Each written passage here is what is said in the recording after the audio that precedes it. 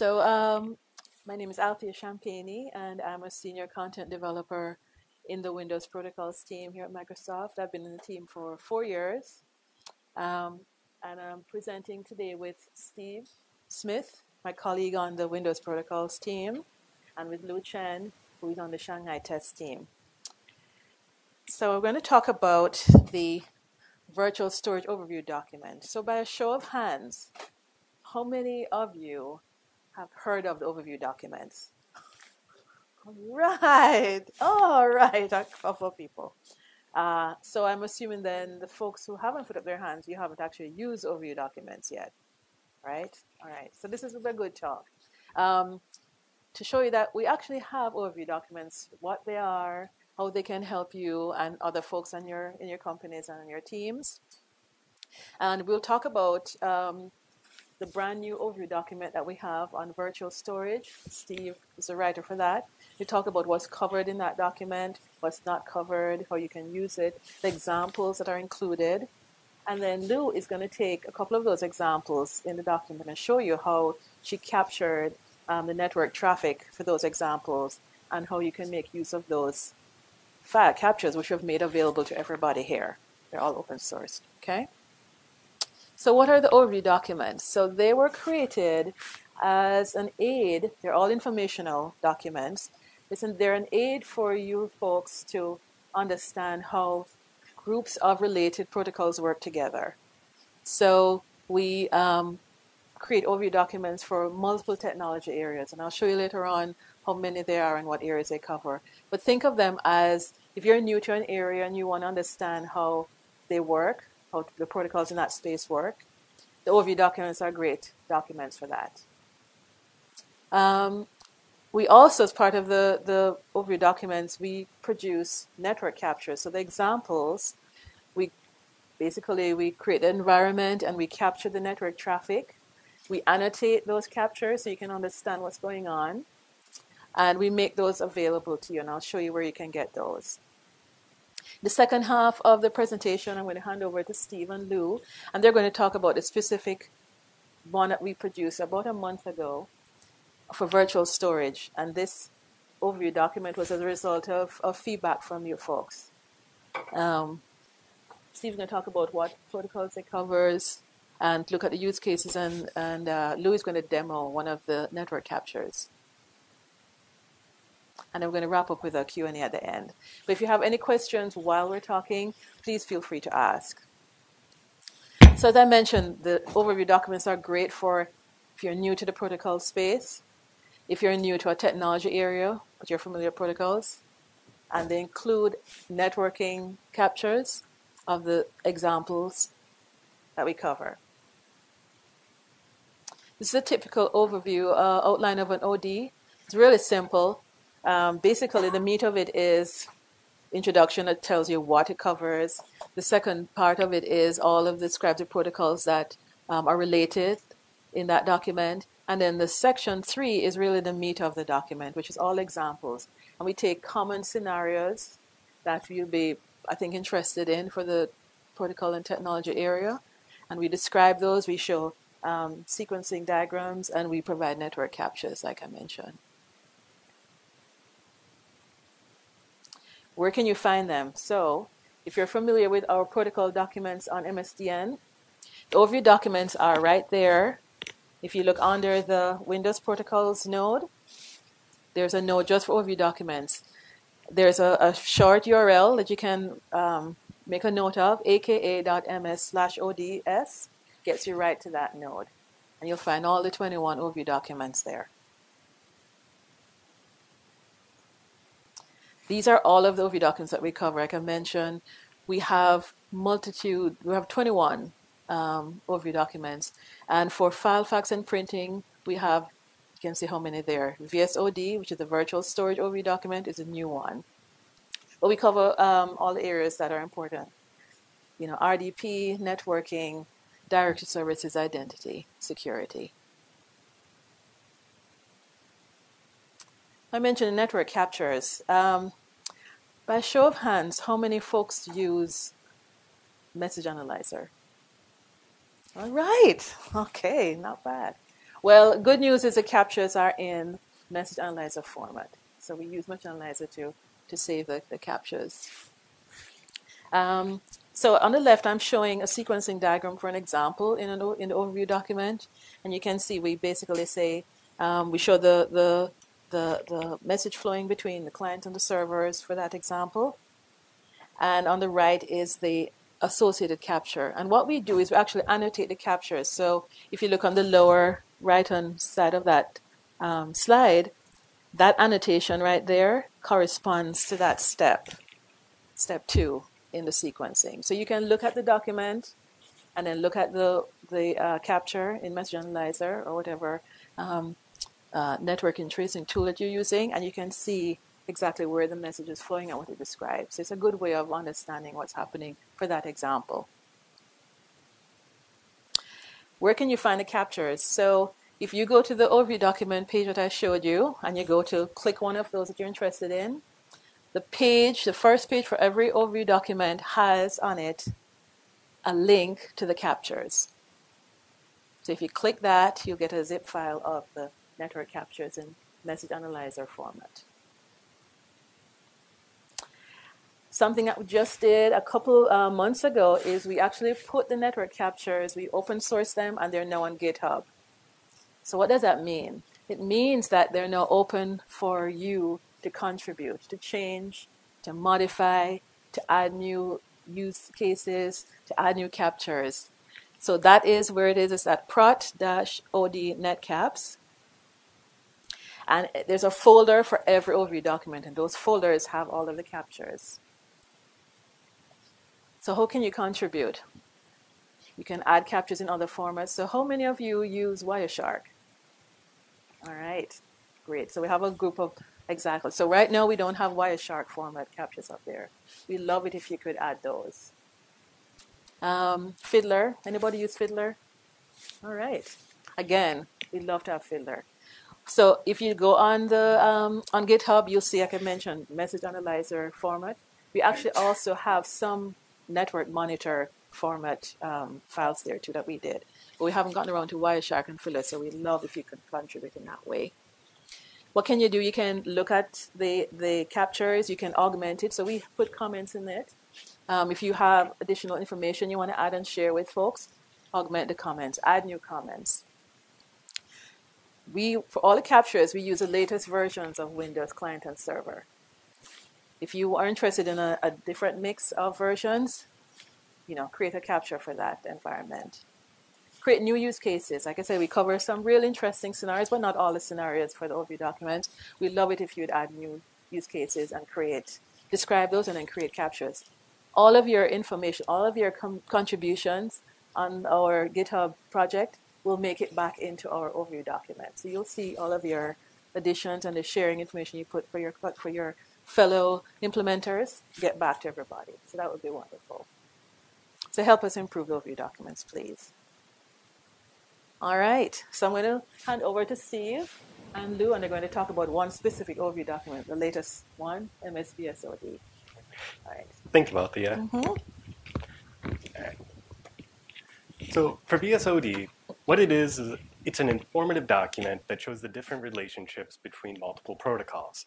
If you were to actually go into RSVD and start running through how to open up a virtual disk or do anything like that, it's going to point you over to SMB, then SMB is going to point you back over to RSVD. So what we did is we took and we condensed that into an overview document, into the different scenarios so that you can easily follow through, and it has pointers to the sections. So what it does cover is SMB3 connecting to a virtual disk and RSVD, but only RSVD version 1. We haven't added anything around version 2.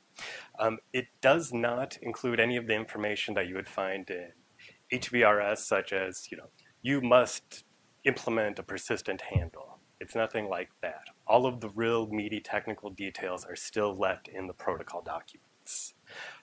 Same with VHDX, we don't put any sort of constraint on the type of virtual disk that you would want, or that you could do. So, and we created this document specifically because of feedback from you guys. So next, as you can see, the protocol relationships that we have going on that we document are fairly simple. We don't cover anything so far as SQOS or FSA or FSCC, but if these are things that you would like us to see and add to the virtual document, please let me know, come up to me, tell me, and I'll do my best to get them added. So right now, the use cases that we do cover is just the very basic stuff of just connecting to the virtual disk, sending a write or read, and then closing it out. And like I said, for these use cases, if you want us to add more information, please come and find me. I'd be more than happy to do it. Or if there are different types of use cases or different protocols that you'd like to see us incorporate into the document. And with that, I'm going to hand it over to Lou. Okay, thank you, Steve. As Steve has mentioned previously, there are two examples included in the VSOD. The first one is to access a virtual disk file from a common SMB share. And the second example is to access a shared virtual SCSI disk. Under such situation, firstly, we need a cluster shared volume to store such SCSI shared virtual disk.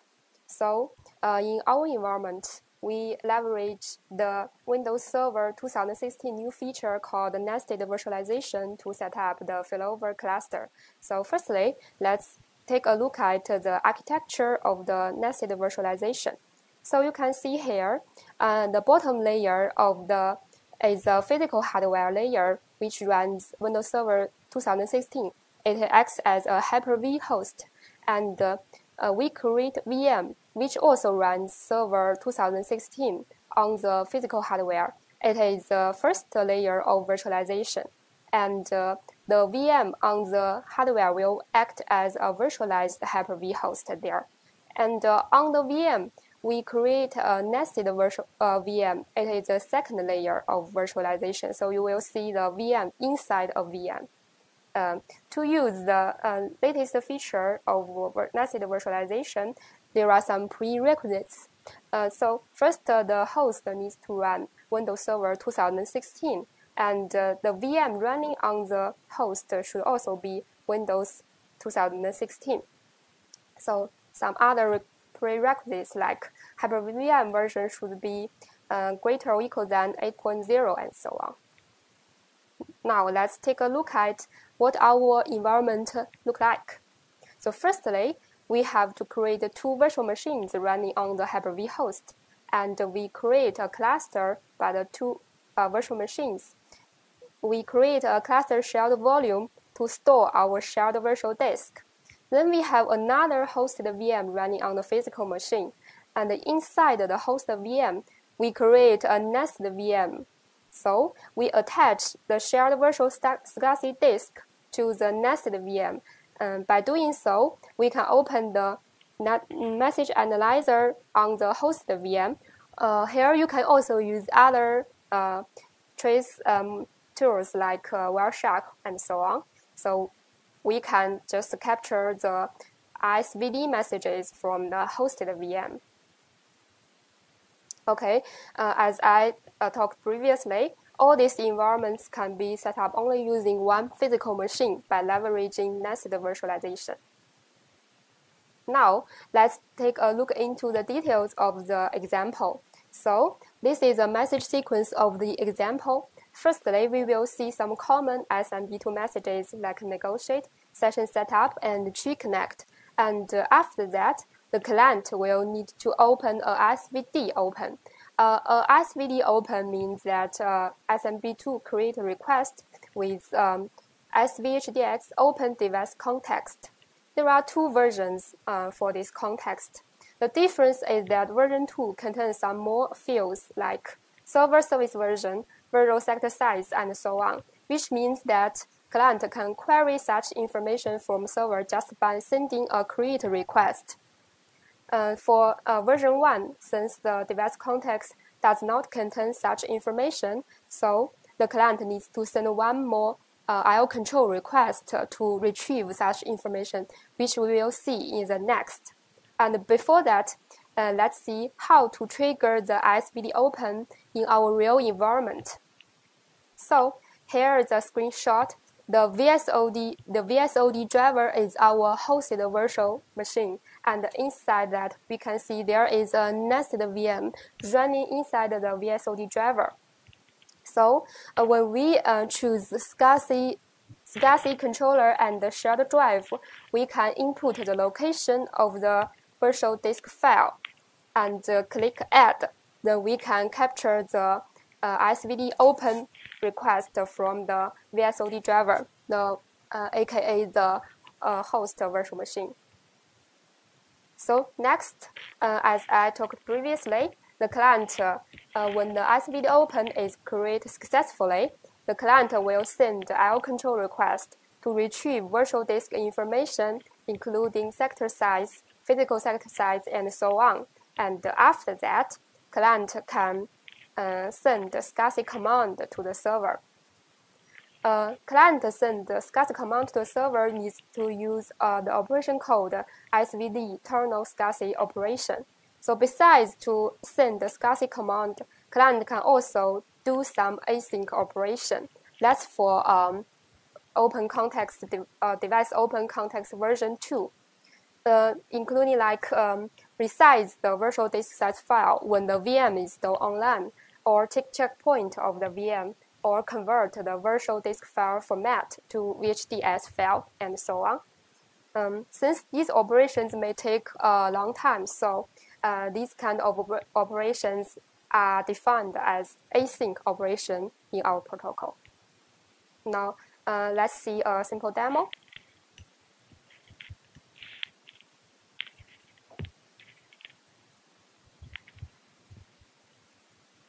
So this is our environment. You can see several virtual machines here. The VSOD node 1 and node 2 are set up as a cluster, and the VSOD driver will act as a Hyper-V host. Let's see this. So this is a virtual machine. We installed Hyper-V Manager on this virtual machine, and we create a nested VM inside this virtual machine. So when we attach here, we choose the SCSI controller and the shared drive, and then we give the location of a cluster shared volume. I have already put a VHDS file here. Okay, then we can capture the network trace. I have already captured one, so I can just open it. So we can see here,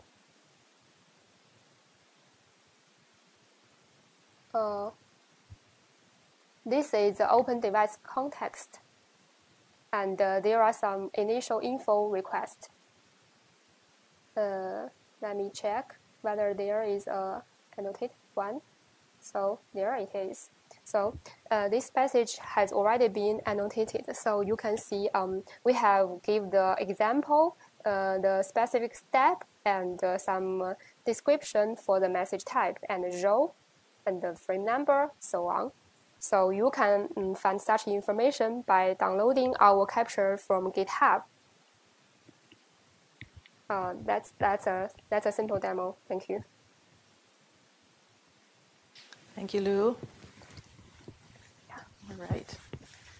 So, Lou showed you that, basically how to set up your environment. And so there are tips on how to trigger certain messages that she went over.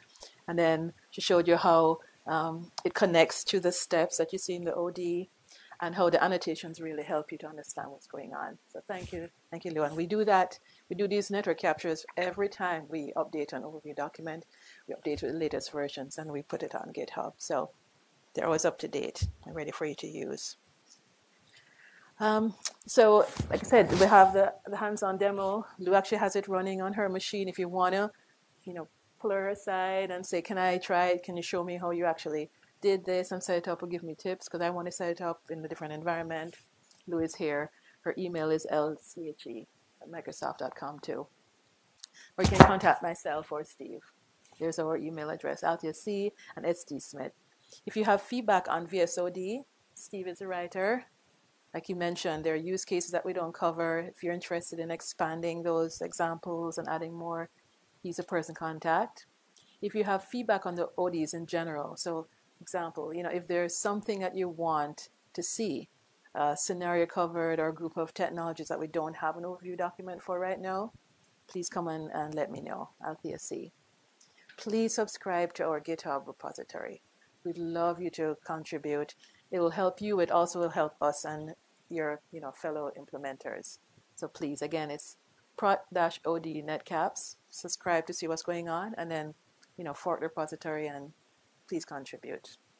And the last slide is just some resources that you can write down, some short URLs to get to the information we presented earlier. So thank you very much. If anybody has any questions? Yes. Is there any trick to configuring a VM so that you can install Hyper-V on the VM? I have not been able to do that. Oh. Lou?